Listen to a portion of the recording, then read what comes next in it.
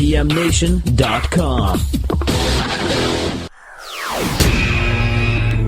All Natural Being. Warning, All Natural Being with Brian Brawdy is designed to shake your sense of self to the core. It's full contact psychology with an empowering twist, a philosophical loofah for your soul. For those of you not ready or comfortable releasing your inner superhuman, listener discretion is advised. Here's your host, Brian Brawdy.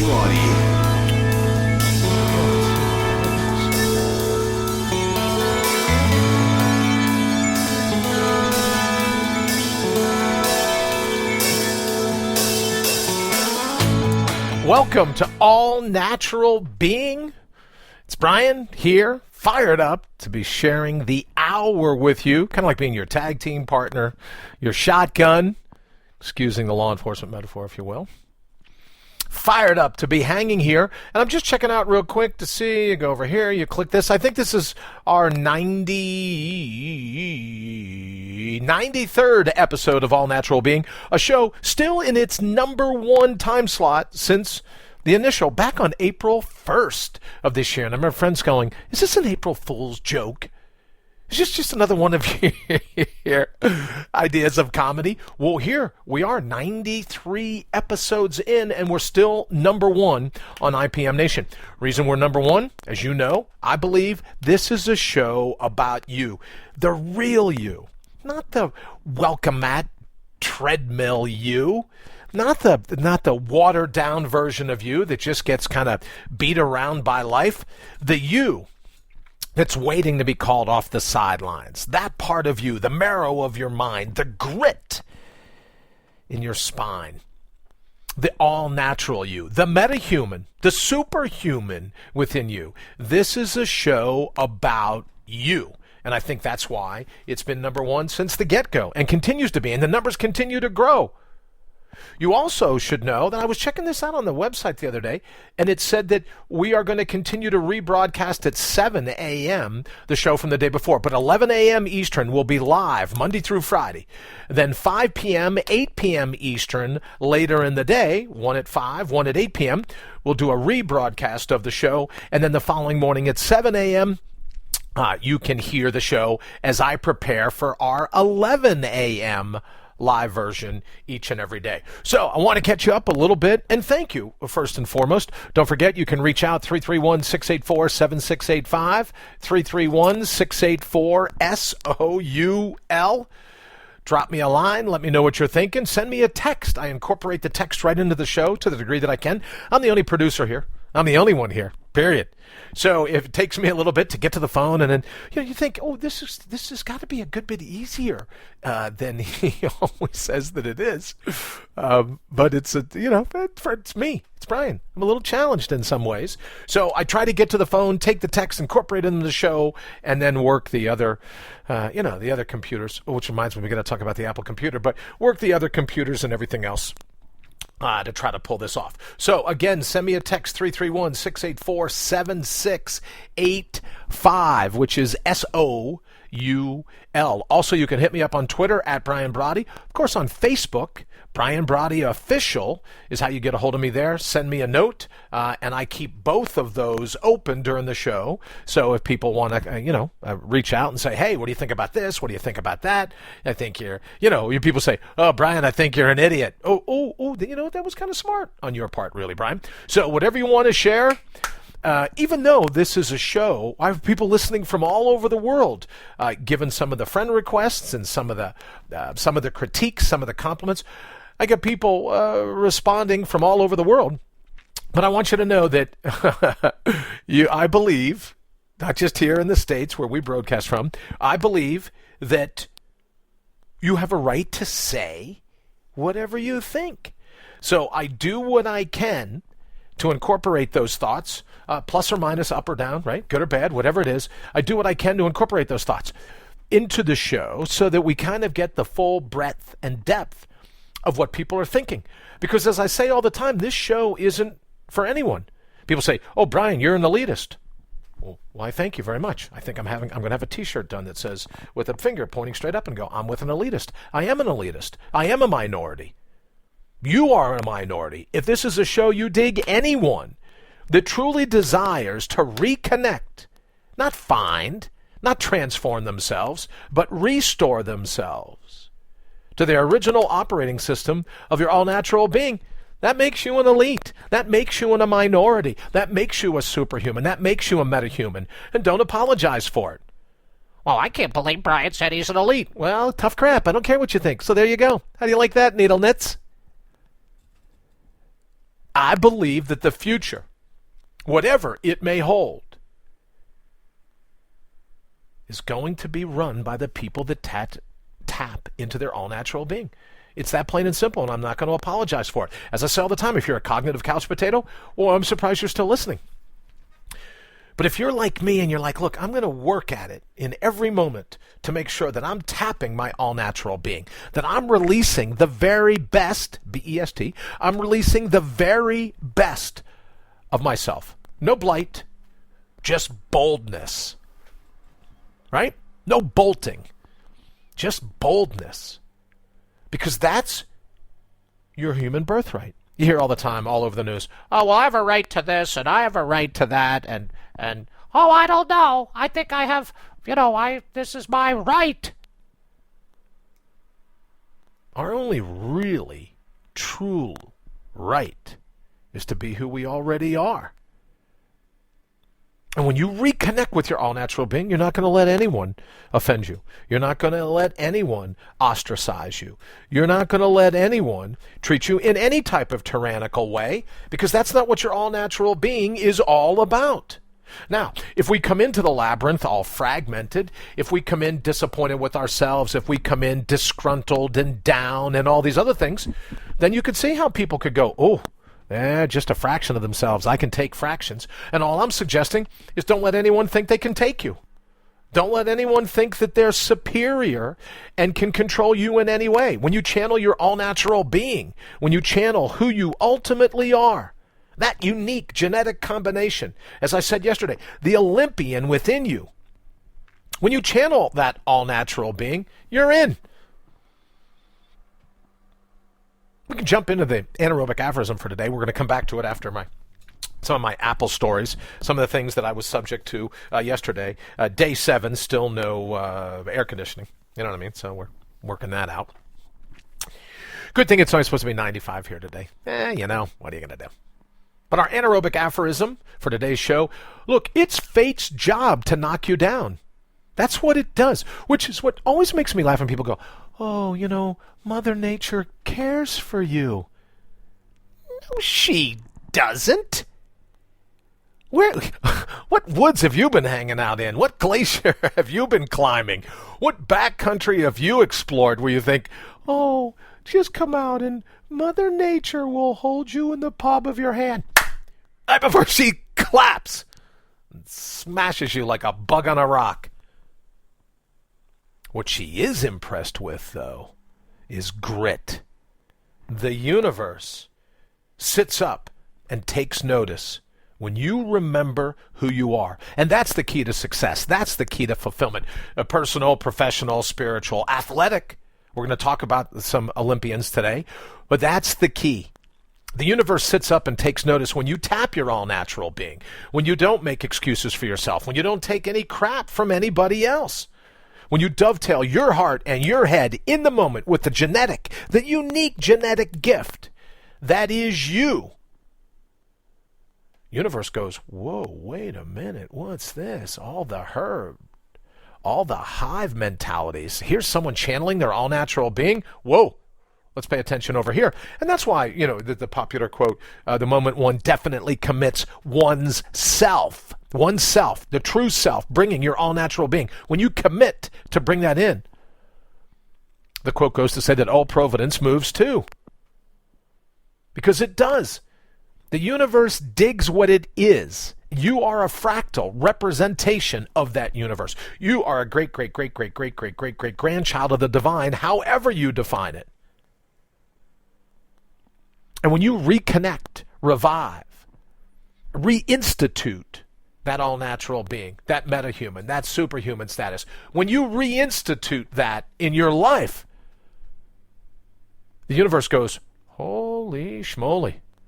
She understands the game. She knows what's going on. When you tap into your all-natural bring and you bring your own bold into the labyrinth of the moment, the universe goes, he knows what he's doing. I'd watch him. He's going places. So that's the key. It's the key to happiness, fulfillment, as I said, success at all levels. It's to bring your own bold. So getting back to the anaerobic aphorism, it's fate's job to knock you down. That's what fate is here to do. It bets against you at every turn. What's your job? Great question. It's your job to simply laugh it off and get back up again. To look at fate and go, that's what you brought? Now, where other people that haven't reconnected with their all-natural being, haven't reconnected with that grit, that sense of destiny, of purpose, for people that haven't reconnected with that, fate knocking them down, they're like, holy cow, that hurt. Right? They let fate treat them like a joystick, like a puppet. They let fate play them. And I'm simply suggesting that when you tap in your all-natural being, that becomes laughable. Fate doesn't have any really true power unless you become a co-conspirator with it. So fate, if life is treating you poorly, if life is treating you badly, if life is treating you in a way where you're going, could I just catch a break? Yes. How do you catch that break? Channel your all-natural being. Remember who you ultimately are at your core, what needs to be done. And when you do that, it allows you to get back up and just laugh at fate and go, really? That's it? That's all you brought? That's what you're going to use to derail me? When you channel your all-natural being, life becomes a gig to be thrilled with. Because no matter what fate throws you, no matter what is around the corner in the labyrinth, you know you can handle it. You have confidence, courage, flip side of the same coin, tomato, tomato, as you know, I believe. Your confidence is just a recognition of your courage. You know you can pull it off. You know that whatever fate throws at you, you're in. You can conquer it. Maybe not in that particular instant. You take another left, another right, another up, another down, another pivot, another swerve, another lunge, another lapse. No dead ends in the labyrinth of life, only cul-de-sacs. Blind alleys, if there exist, are only temporary. When you have the courage for just around the corner, you literally can pull off anything. So before we jump into today's show, it's fate's job to knock you down. Let's not complain about it. That's what fate does. And even though it may attempt to knock us down, it's up to you and I to decide if we get back up. A lot of people in the hive, a lot of people in the herd, they don't want to get back up. They have that learned helplessness, the Stockholm syndrome, where they develop feelings for their captors. A lot of people are perfectly content having fate as their captor, kind of being pushed around, manhandled, woman-handled, whatever you want to call it. I don't want to be accused again of mansplaining. Mansplaining. You know, I've never heard back from those people again. It's kind of like a checkmate argument where they go, well, you know, skydiving is very dangerous. And then I simply made mention of the fact that more people are injured being thrown off of horses than jumping out of airplanes every year. You know what I heard? Crickets. Not another thing. Because you think, oh, why let truth taint the process? Why bring facts into the fight, Brian? That's just silly. So my mansplaining friends, I never heard back from them. We'll go ahead and take a quick break. We'll be right back. IPMNation.com. IPMNation.com. Independent, provocative, and mobile. Just like our minds should be. Just like our minds should be. Because when we have that flexibility, when we have that resilience, when we have that stamina, it's easy to jump back up. Now, I know a lot of people, oh, you know what? Let's go back over our Apple adventure yesterday. So I get on I get on. If you missed yesterday's show, we're trying to upgrade in terms of some of the computers and everything else so we can start the video aspect. We got a lot going on here. And we got a computer from Apple, and it didn't work. So I may have taken the opportunity to call it crab apples or applesauce. It's not to be disparaging to applesauce. I love applesauce, especially those little packets. You go on a long bike ride, you take some of that applesauce, squirt that right in, you're good. In any event, I finished up the show, as I said that I would. Finished up the show, got on with Apple Care, and got a younger person, I suspect, there at Apple Care, and said, "Oh, well, since we can't figure this out over the phone, why, you'd be welcome to take it into Apple." And I'm like, all right, now we're cooking with Crisco, as my mom used to say. Now we're cooking. And he goes, "Okay, well, would you like me to set the appointment for you?" And I go, "Yeah, that'd be great. Let him know I'm on my way." And there's like silence on the phone. And the young guy goes, "Well, they don't have any appointments open today. The next available appointment is tomorrow afternoon at 5 o'clock. And I said, "Well, that would be great if I needed someone at the Genius Bar to sell me something. But I don't have another 2 days to lose because of this computer." Right? Fate's job to knock you down. It's your job to laugh and get back up. So I said to the guy, I said, "Well, I'm on my way to my local Apple. If I may be so bold as to make a suggestion, I would call your local Apple store, tell them that I'm on my way, tell them that I'm bringing this brand new computer just out of the box, that I'm bringing this brand new computer, and that they will see me as soon as I arrive." "Oh, well, we don't have a template set for that. You have to..." I go,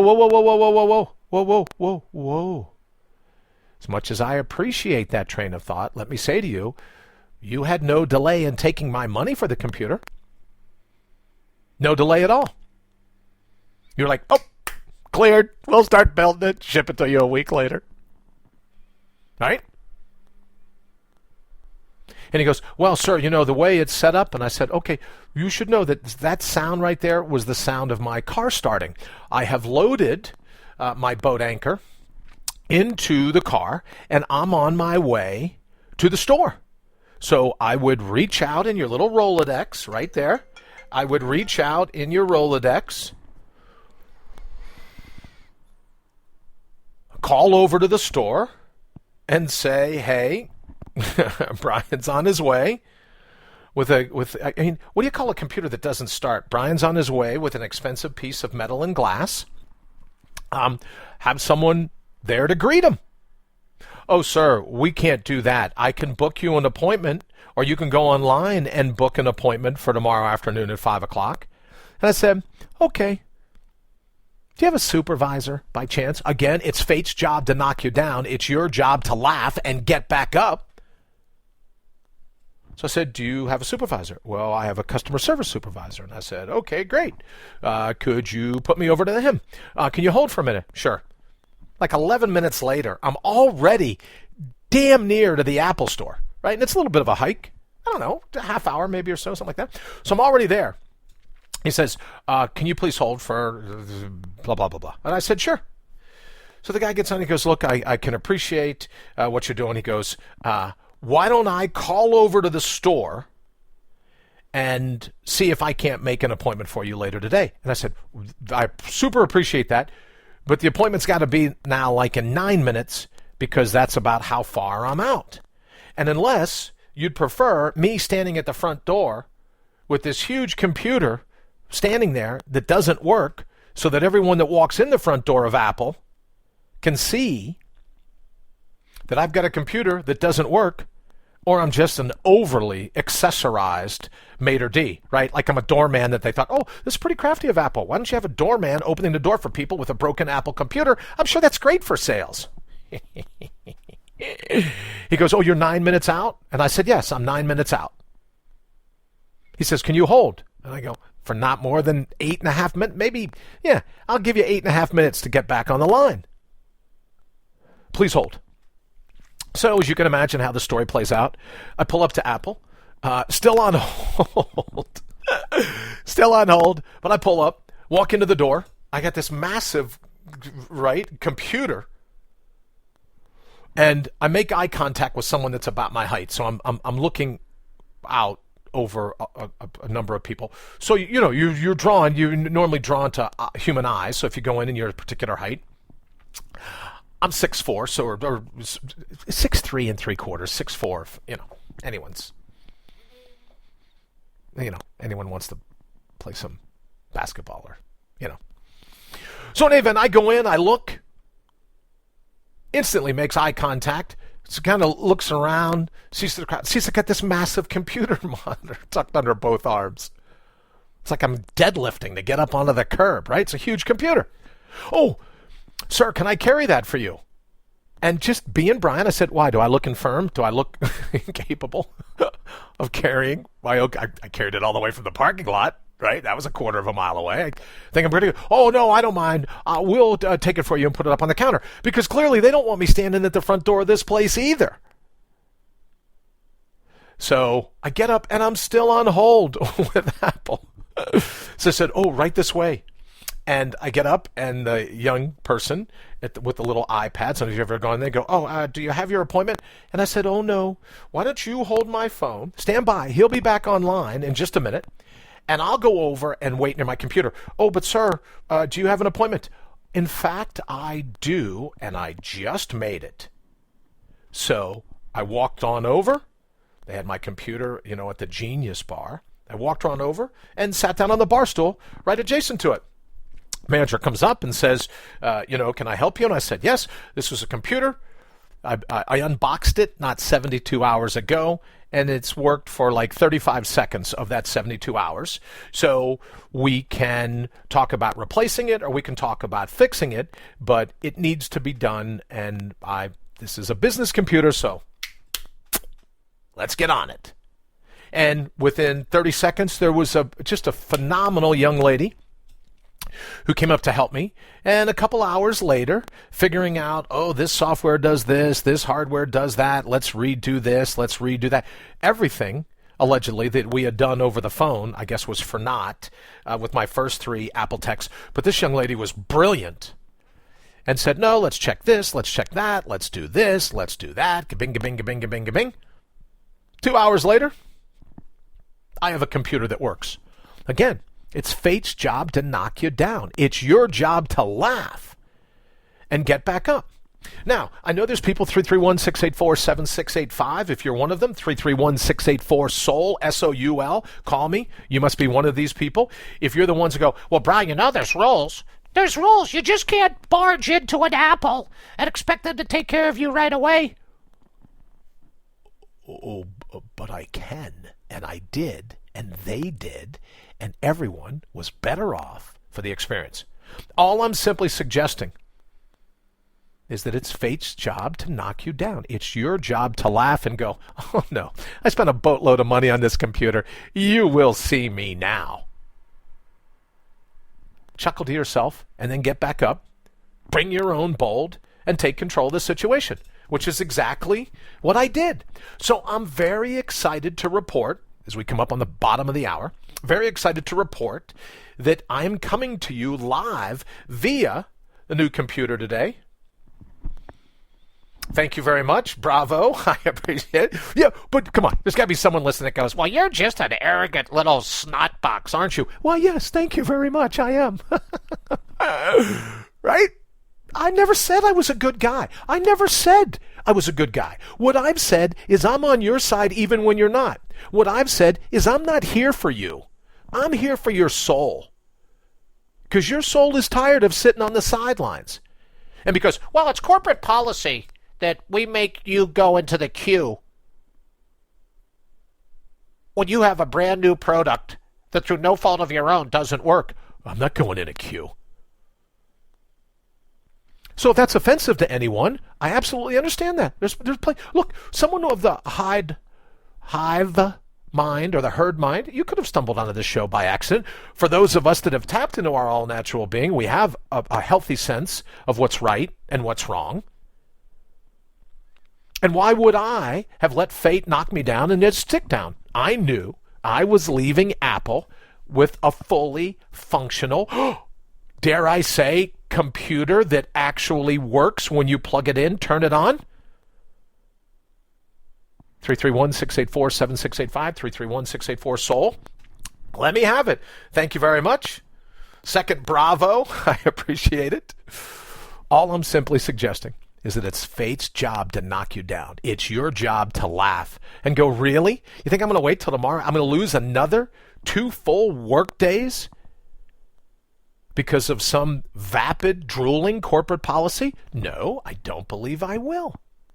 So here's an example of compassion, truly being compassion because it has teeth.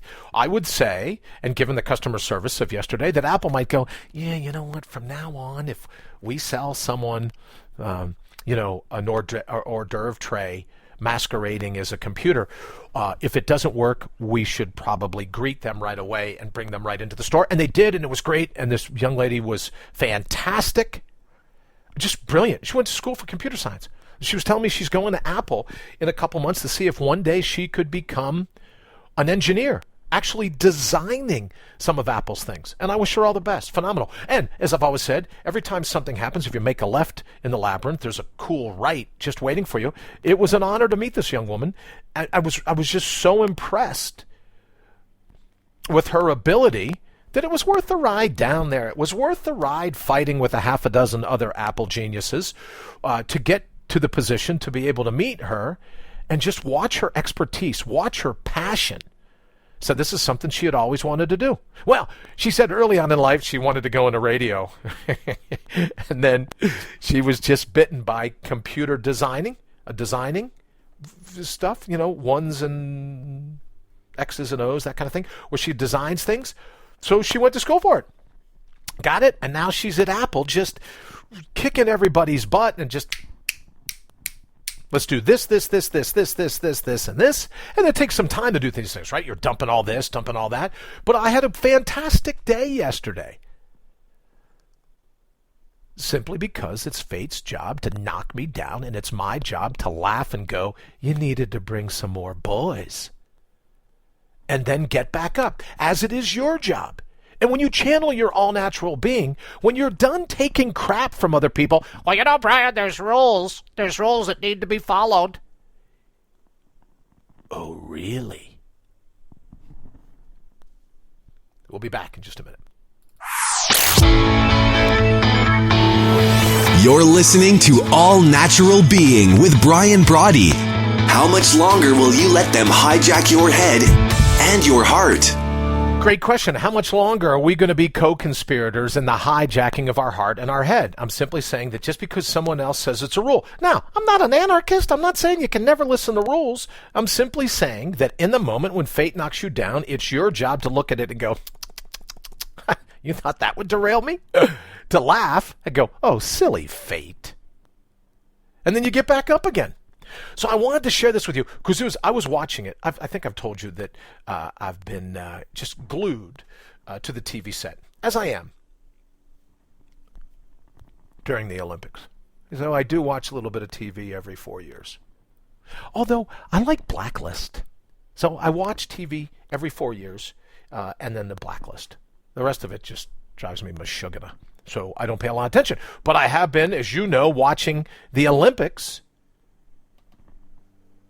And did you get a chance to see the runner, 10,000 meter, the 10K runner, Mo Farah?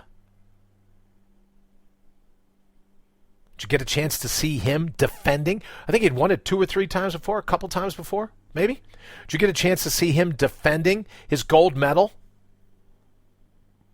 when he went down? When he gets tripped by like a great friend and a training partner by accident, he gets down, but then jumps back up again and eventually wins the race. He'd have won by like another 20, 30 seconds probably if he hadn't fallen.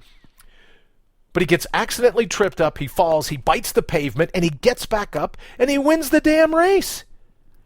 It was fate's job to knock him down. It was his job to get back up and kick some patootie. And that's what he did.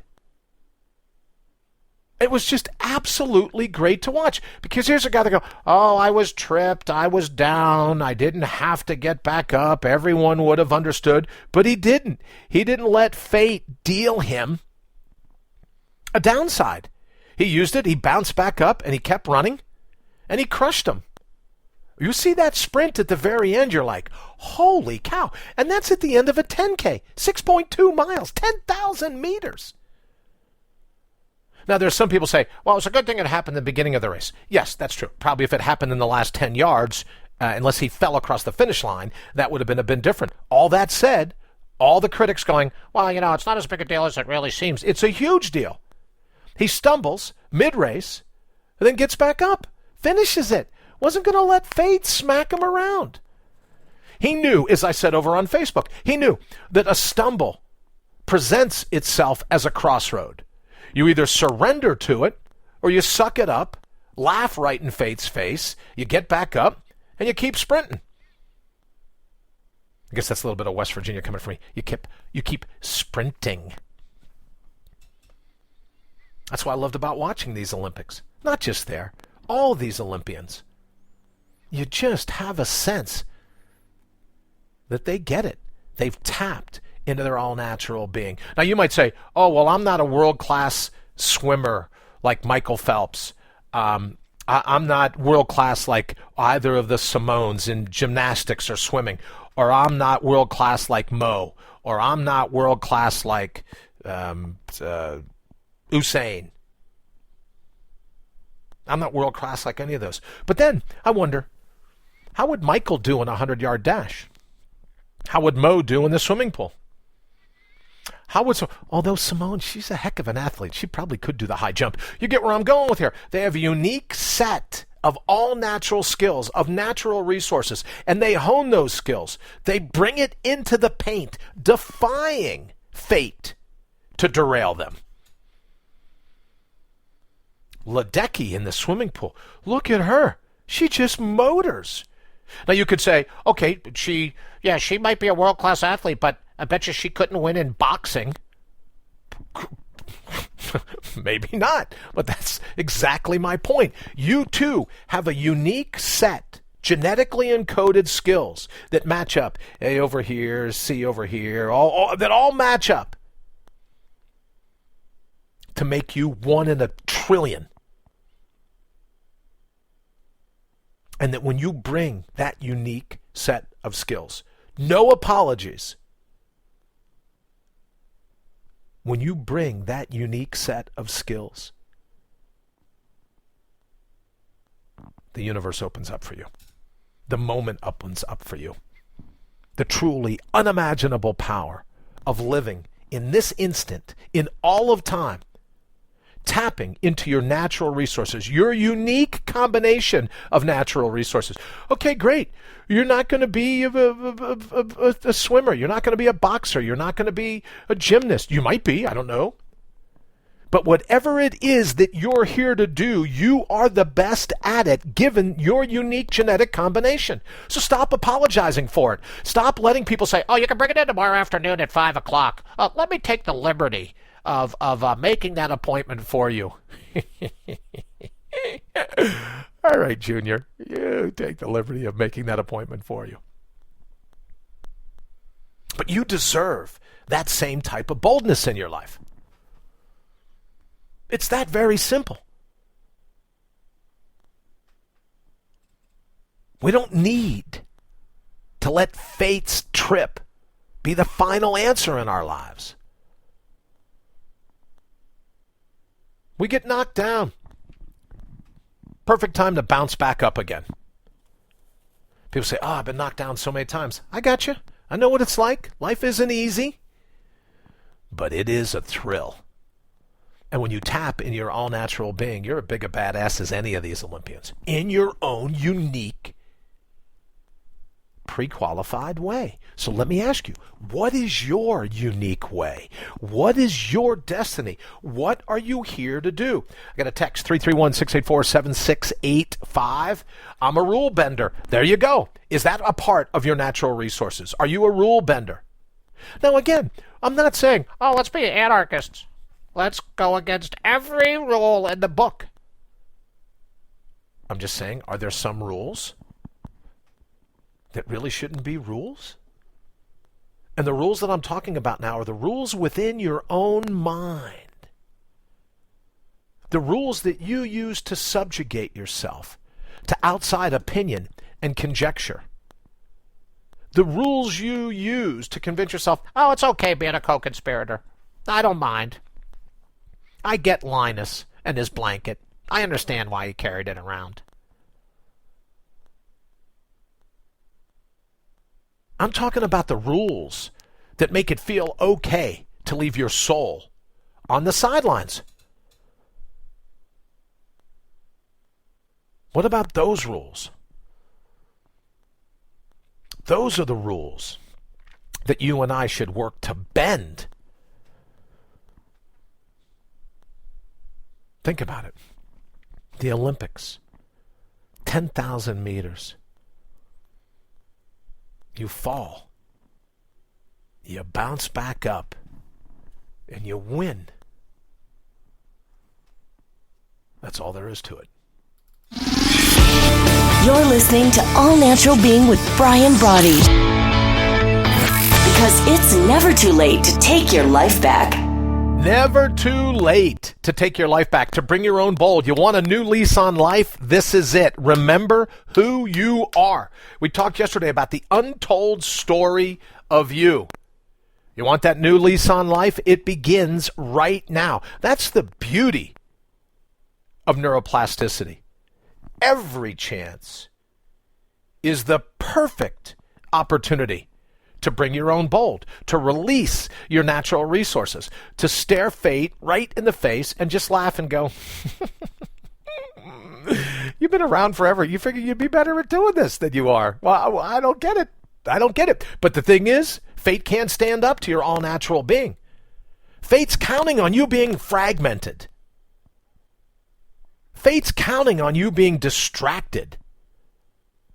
Fate's absolutely counting on you to be riddled with blind spots, full of amnesia, and forgetting who you are. So what have been some examples of things in your life when you've been knocked down, you ricochet right back up, and your head's back in the game? What are some of those examples? You may want to write those down in your journals. We talk about in the evenings.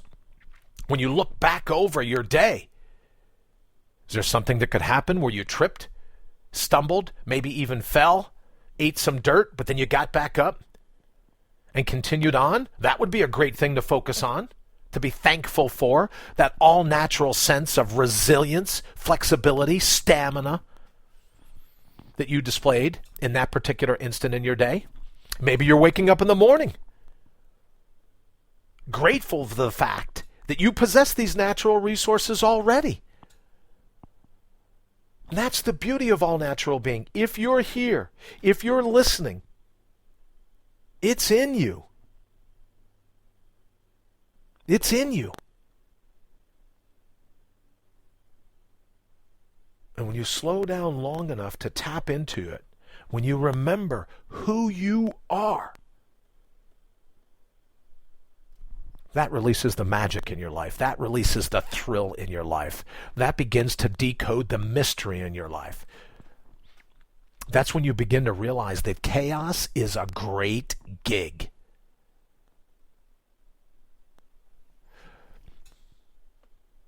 A couple different stories in Science Daily today that I wanted to highlight. They both deal with being overly optimistic, overly confident, one says, and how that might not necessarily be a good thing. So let's look at the first one. Heading, cute title, right? Heading for a fall. Neuroscientists reveal how overconfidence can lead to poor decision making. They say they're doing all these ongoing studies. The Max Planck Institute for Human Cognitive and Brain Sciences. It says, subsequently, people indicated how confident they felt their response was in terms of they're presented with something and if they were correct or not.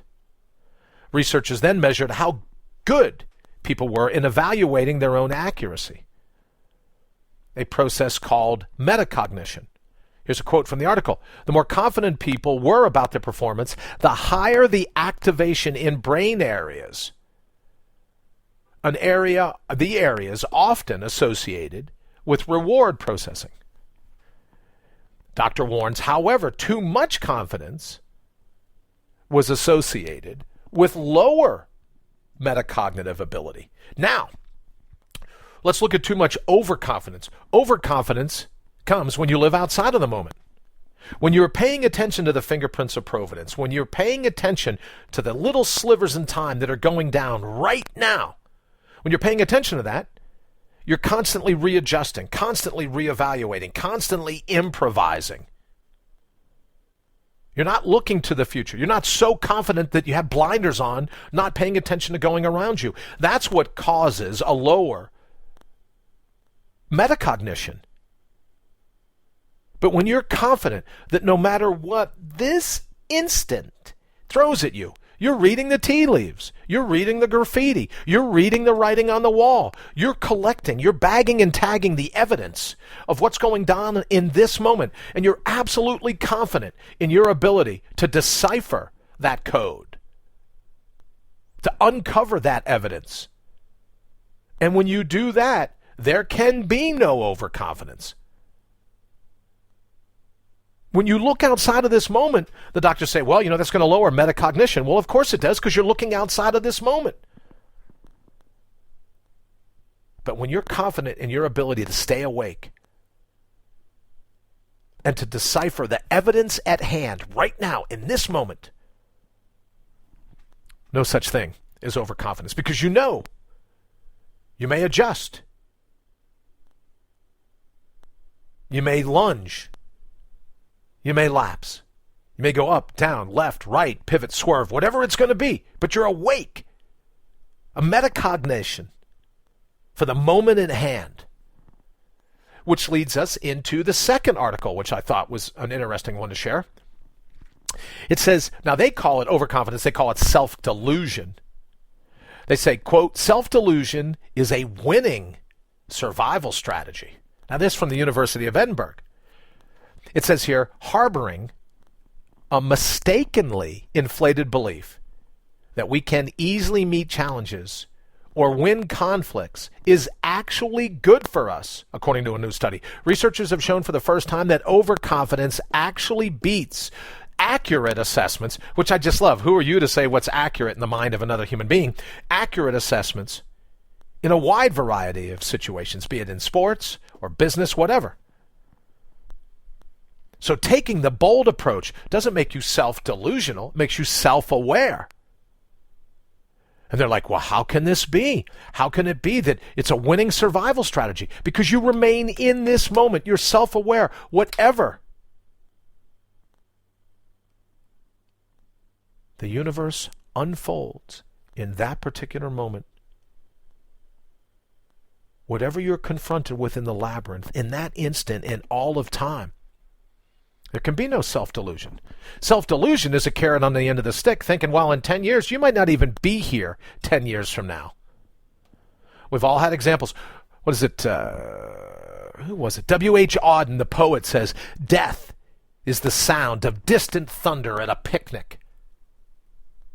We've all got that distant thunder. We can hear it from time to time. Self-delusional overconfidence is, oh, don't worry, I've got a 20-year plan. That's self-delusion. That's overconfidence. I want to hear about your 20-second plan right now, in this instant, in all of time, because then there's no self-delusion. You are here in the labyrinth. Here's fate. Here's what it's trying to pull. Here are your natural resources. Here's what you're going to do. No overconfidence, no self-delusion, self-awareness, and the absolute confidence, the absolute courage in being able to stand up in faith and beat back whatever it attempts. How is that a winning survival strategy? Well, think about it. You would have to think, Big Bang or Big Breath, Garden of Eden, Savannas of Africa. You make the call. However you think, evicted from the garden or thrown off the African plains. Big bang, big breath. Pulpit, petri dish, don't care. White robes, white lab coat, up to you.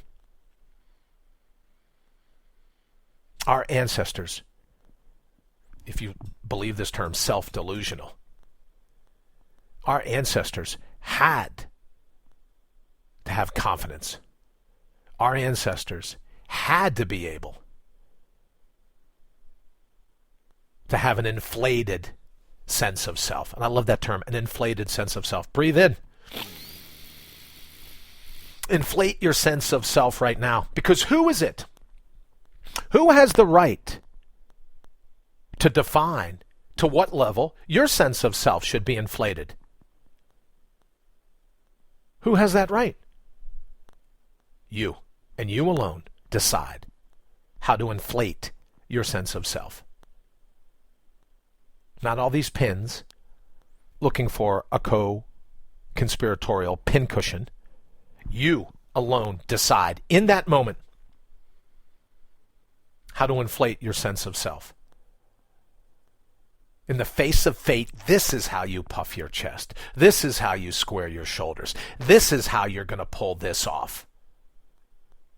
It's fate's job to knock you down. It's your job to laugh at it and get back up.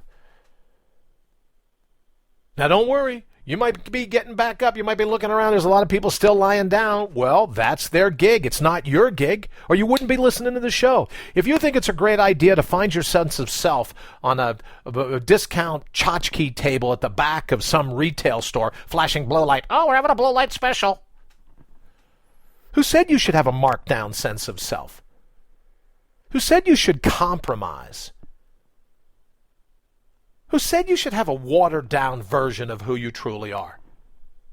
Now, did other people find it easier to manipulate you if you have a watered-down sense of self? Other people find it easier to control you if you don't have a properly inflated sense of self? If you're fragmented, if you're unhappy, if you're depressed, if you feel a sense of being lost, it's a good bit easier. A good bit easier for people to look at and go, oh, you know what? There's a pincushion in waiting. But ultimately, you and I have to surrender that. It's on us. So next time someone says, oh, you got a good bit of confidence going there, or you have an overly inflated sense of self, just say thank you. Because when you know who you are, when you smile like you mean it, first group of people you're going to attract are those that are like, no, I can't have that. That makes me look bad. I'm going to knock them down a peg or two. We'll be right back. No self-help industry tactics here. You're listening to The Real Deal. Brian Brawdy with All Natural Being on IPM Nation. Self-help industry tactics. Talking about people hoping to knock you down so that they can sell you some snake oil to get you back up again. The higher consciousness cartel, the motivational industrial complex, billions of dollars a year spent convincing you that there's something wrong with you. Yeah, you may be a little sleepy, you may have some amnesia, may have a blind spot or two, but there's nothing wrong with you. Oh, let me offer you a path back to this or that. You never left it. And unless they plan on offering you a jackhammer, a pumice stone, a power washer to get back to who you already are, snake oil. You already have it. No matter the challenge, no matter the conflict, no matter the circumstance, no matter where you find yourself in the labyrinth, it is always on you to stand and say, I'm ready. This is it. Let's go. So how can you best do that? We might want to start, as I've offered before, with our sense of 20-second victories. Breathe in, exhale, scan the horizon, take action. Doesn't have to be any more mystical than that. You can start in the morning when you first get out of bed. Breathe in, exhale, scan the horizon. Hey, thanks for leaving me here another day. Whoever you are. God or gravity. You know where I'm going with this. You could get out of bed. Another great best acronym is when you're brushing your teeth, brush your teeth. brush your teeth. Just be there in the moment. Feel the toothbrush on your teeth, on your lips, on your tongue. Just be there in the moment. No matter what happens as you're brushing your teeth, just brush your teeth. Another great way is you get ready to get dressed, no matter what's going on. Get dressed. Dress yourself. Pay attention in that instant, in all of time, to exactly what you're doing. I remember hearing not too long ago a general that says that the key to his success was getting up every morning and making his bed right away. He was paying attention to what he was doing. If you've ever been in the military, I don't have to say to tell you or remind you about military corners, but when you're in basic training, they tend to be hyper aware of how great you fold your sheets, how perfectly placed your pillowcase is. They use rulers, down to like minute detail. But for you and me, that means we're focused in the moment. We're saying to our brain, hey, remember, today, you work for me. I don't work for you. So let's stop the craziness right out of the box. You work for me. I don't work for you. Maybe you get into the office. Maybe even before you get into the office. When you hop in your car in the morning, hop on your bicycle, hop on the train, however you get to work. Do another 20-second victory. If you're sitting on a train, sitting in a cab, a limo, Uber, whatever you're doing, sitting on a ferry, on a boat, however you get to work, close your eyes, breathe in, exhale, scan your horizon, then think. Then tap into your natural resources. Then say thank you. If you're driving into work, put the key in the ignition. You give yourself 20 seconds to be your own best friend. 20 seconds to remind yourself of who you ultimately are and who your mind is dealing with. Because your mind digs certain aspects of your mind. Dig being fate's entourage. Oh no, got to pull you out of the moment. This is mission critical. Got to focus on this. Well, unless it's going down right in that instant when you're sticking your key in the ignition before you put your hands on the steering column, the adjuster, and put it into reverse or put it into drive, whatever it's going to be. There's nothing more mission critical than paying attention in that moment to who you already are. Let's say you get to work at your desk, before you fire up your computer, all these emails you just have to get through, all these phone calls you just have to get to, all the social media that you just have to weigh in on. Give yourself 20 seconds. 20 seconds. Close your eyes. Breathe in. Exhale. Scan the horizon. Pay attention to what's going on in your own body. And then take action. I can tell you you'll be less fragmented. You'll do a much better job at answering the emails than if you hadn't. It's the real you. Maybe you're on the way to the meeting. Maybe you get up, you have to deal with the kids right away. All I'm asking is 20 seconds. Are you not worth 20 seconds to regain control of your attention? Maybe you can schedule them. Maybe they're spur of the moment. Maybe you can intend to do them, or they can be improv. But think about different times throughout the day where you could give yourself 20 seconds. Now, the beauty of these is that they're stackable, they're scalable, fully adjustable, like Lego building blocks. You can adjust one 20-second to another and another. Maybe you throw 3 20-second victories in. You decide you're going to do it for a minute. Maybe you set your watch and go, great. By the end of this minute, I'll have 3 20-second victories. Breathe in, exhale, scan the horizon, take action. Go in and get your best out. That's all the BEST acronym does. And as we start to discuss the end of this week and the next week, inner orienteering, that's all it is. It's kind of like meditation without all the malarkey. Mindfulness without all the BS. All the benefits of being grounded in this particular moment in all of time. It's popular now. Oh, don't you want to be enlightened? When you're enlightened, you realize there's no such thing as enlightenment. It's another carrot at the end of the stick. When it hits you and you savor this second in all of time, when it makes your mouth water, when it makes your pulse quicken, when you can feel it grab the base of your spine, there's no end game to that. You savor this second in all of time. You'll learn in that instant everything that enlightenment purports to be. Maybe just before you have lunch. Maybe just before your afternoon meeting. Or maybe when the kids go down for a nap. If you're listening at 4 o'clock, 5 o'clock Eastern today, however you're getting back from work, if you're not driving a vehicle, maybe you can close your eyes. Breathe in, exhale, scan the horizon, take action. Ultimately, go in and get your great back out. Bring it to the light of day. You do that, life is a thrill. And fate hates it. Fate's like, oh, man, I'm not gonna mess with her. She's got it. She's got a handle on what this takes. I'll go find an easier mark.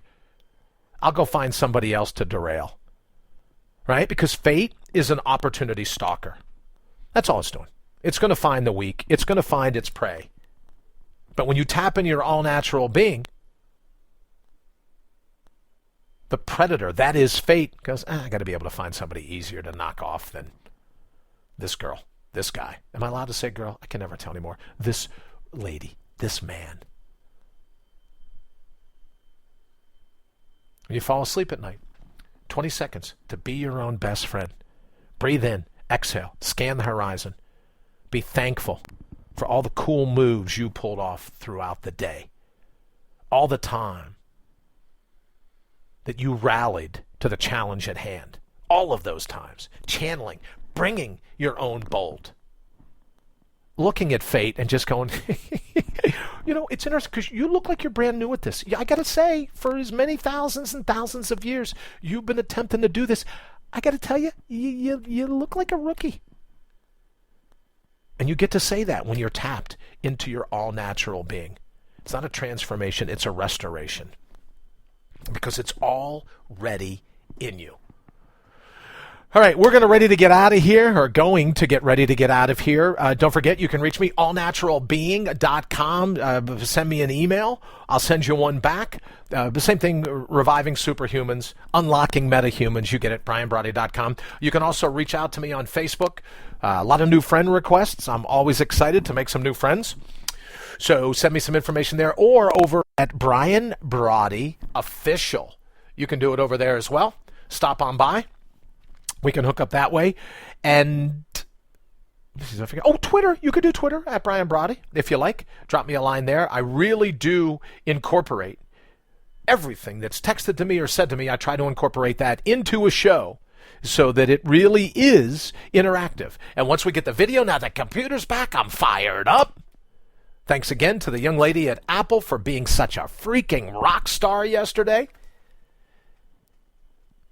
Won't say applesauce again. Because I'll have to think of her, and then I'll go, how can you say crab apple about her? She was just amazing. We'll be back tomorrow morning, 11 a.m. Eastern. We'll be back live. And tomorrow, we're going to talk about a new lease on life. How you can get yourself a new lease on life. That's going to be our focus tomorrow. Wednesday. On All Natural Being. All right, I'm going to go ahead, get out of here. Love you guys. I will talk to you, if not before, I'll talk to you tomorrow. Have a fantastic day.